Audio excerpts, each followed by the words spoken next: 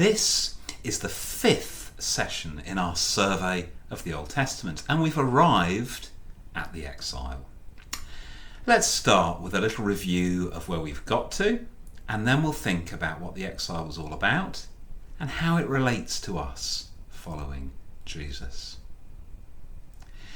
In the first session, we looked at creation and fall, God's wonderful ruined world, and how God intends to rid his world of sin, evil and death, and make everything new. This is the frame that makes sense of the rest of the Bible, the story of God's rescue plan. In the second session, we looked at the patriarchs, Abraham, Isaac, Jacob and his sons. God gave Abraham a promise that through his descendants, God would bring blessing to the nations, undoing the curse of Adam's sin. The story of Israel flows out of that promise, and centuries later, the Messiah would fulfill the promise. In the third session, we looked at the Exodus.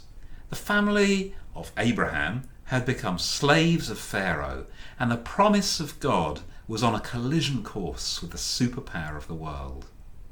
Who was really king?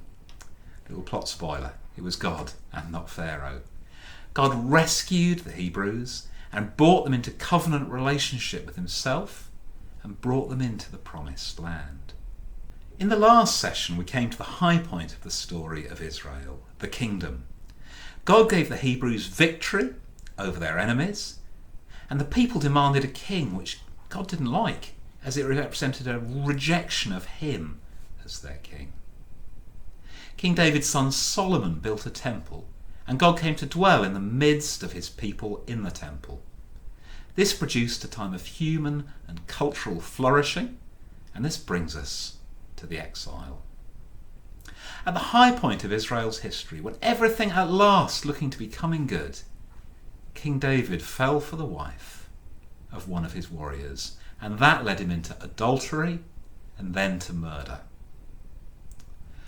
After being confronted by a prophet, David repented and was forgiven. But that event proved to be the tipping point in the history of Israel, and from then onwards, the kingdom was under judgment. David's son Solomon ruled over a time of peace and prosperity, but he too was led into idolatry by his many wives. After Solomon's death, the kingdom split into two: Israel in the north and Judah in the south. And from this point, the people slipped deeper and deeper into idolatry. And God repeatedly sent prophets to warn the people that unless they repented, they would break the covenant and disaster would follow. Israel in the north went into spiritual freefall, and as the prophets have warned, were invaded and decimated by the brutal Assyrians. Judah's collapse was punctuated by a few brief revivals, but the people still repeatedly rejected God. What happened next was a reversal of the Exodus. God had brought the people out of Egypt into covenant relationship with him and into the promised land. But the people broke the covenant and lost the land and were carried off as slaves to Babylon, reversing the Exodus. This was the death of the kingdom, and all the survivors had left to cling to was God's promise to Abraham, which had started everything off. Ezekiel had a vision of the presence of God leaving the temple and moving to Babylon. But later he also had a vision of the resurrection of the nation and a rebuilding of the temple.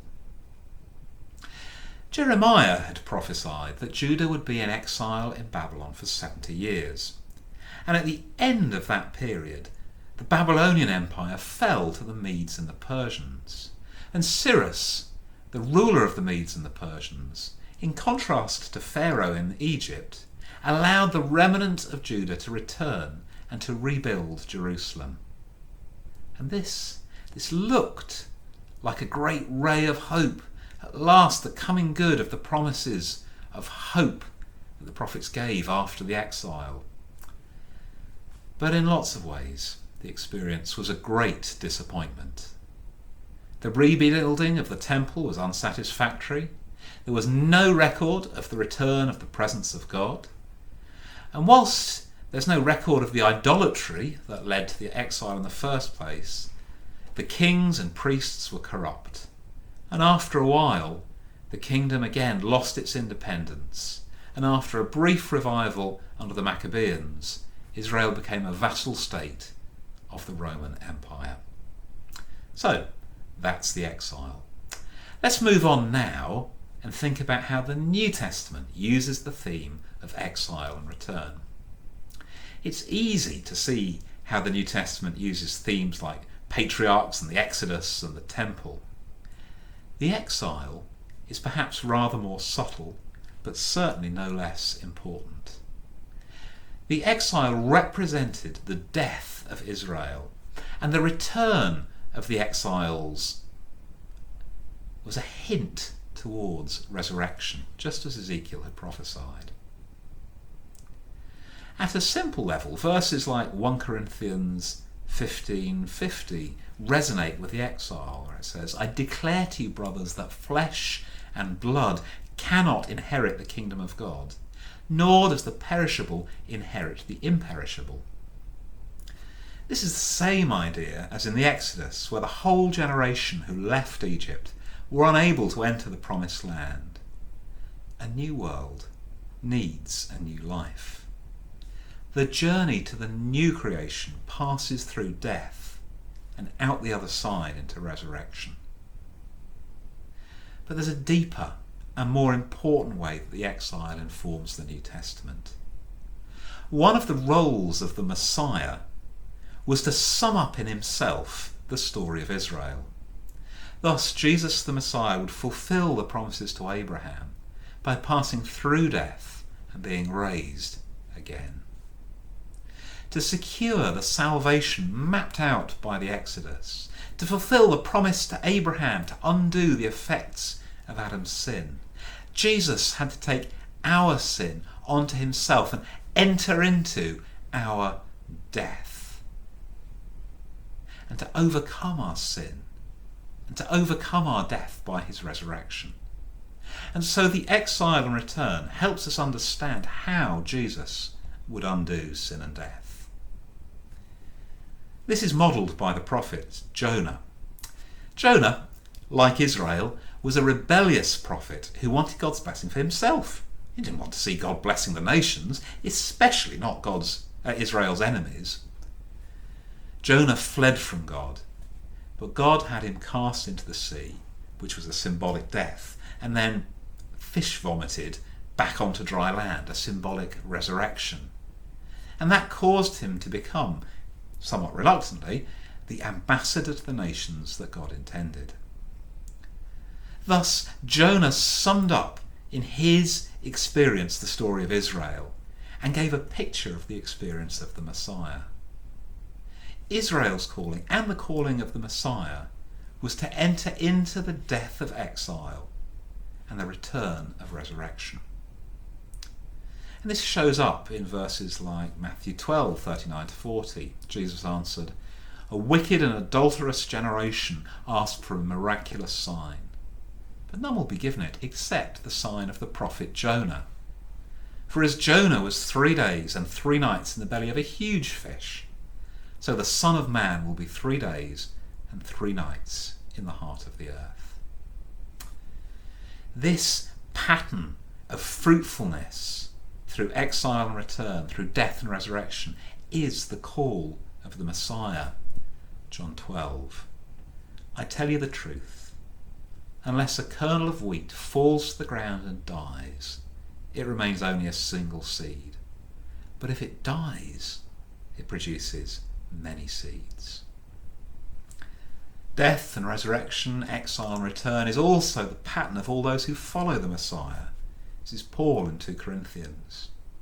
"We always carry around in our body the death of Jesus, so that the life of Jesus may also be revealed in our body.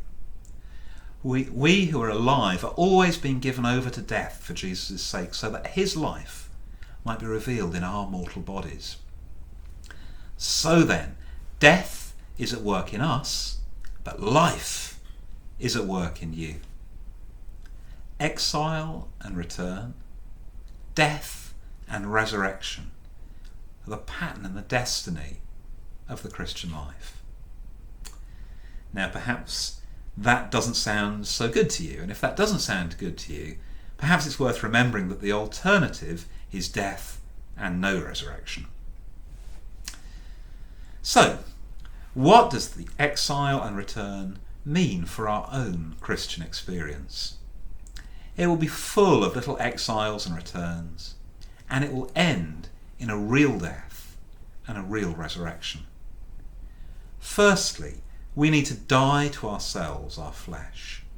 In other words, God is committed to liberating us from our old sinful habit of asserting ourselves over everything and everyone else. Our stubborn, selfish, self-reliant selves must die to be raised to a new life of freedom and love and power in God's Spirit. And God has almost endless ways of putting our old sinful self to death. In my own life, the struggles around redeveloping our church building completely overwhelmed my ability to keep everyone happy and to sort everything out. It was a little death for me, and I looked forward to what would be resurrected. There are personal deaths, but there are also larger scale deaths and resurrections. A lot of traditional churches are closing at the moment. That's a death, and we do not know yet what will be resurrected. Empires have a life cycle which includes death. There are many signs of acute sickness in Western culture at the moment. Who knows what will happen next? God alone. God is making all things new. But the path to that renewal lies through death. And so in the exile and in the return we see an illustration of the pattern of death and resurrection that will mark all true Christian discipleship. Ultimately, of course, entry to the renewed creation lies through our actual death, and we will have to walk into death, trusting only in the promises of Jesus that he will resurrect us beyond the day of judgment into eternal bodily life in his renewed creation. So, that's exile and return, the Exodus in reverse, death and resurrection. In our last section, we'll finish off our survey of the Old Testament by looking at the Messiah.